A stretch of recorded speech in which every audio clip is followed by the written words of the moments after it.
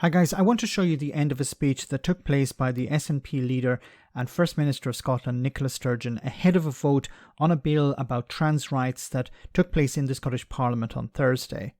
Now, the vote was later carried, and it will now move on to the next stage on its road to becoming Scottish law. Have a listen to what the First Minister had to say here. And I will be accountable for the decisions I make on this bill in this Parliament.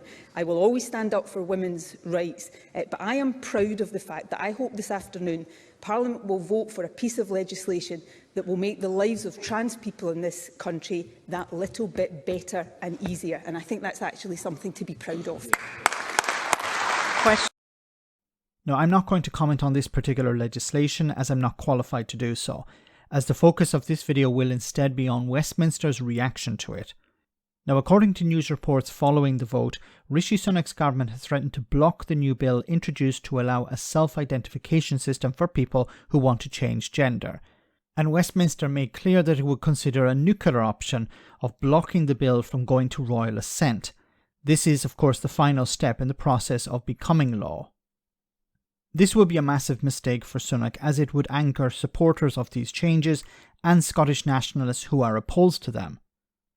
This isn't the first time that the Scottish First Minister and Prime Minister have locked horns, as in October Sturgeon called the Tory government democracy deniers after they said that they would block legislation necessary to hold a second independence referendum.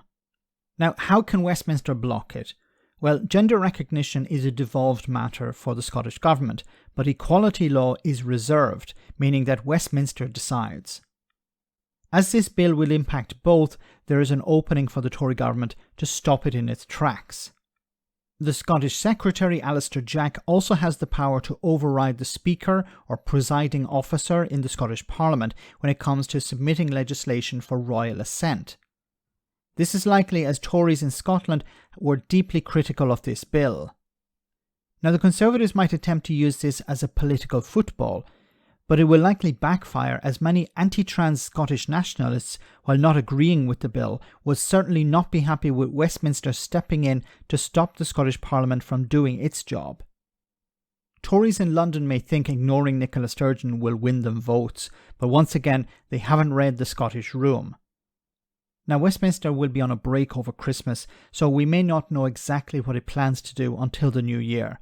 But if it thinks it can easily deal a blow to the First Minister, I think they're going to be very sorry.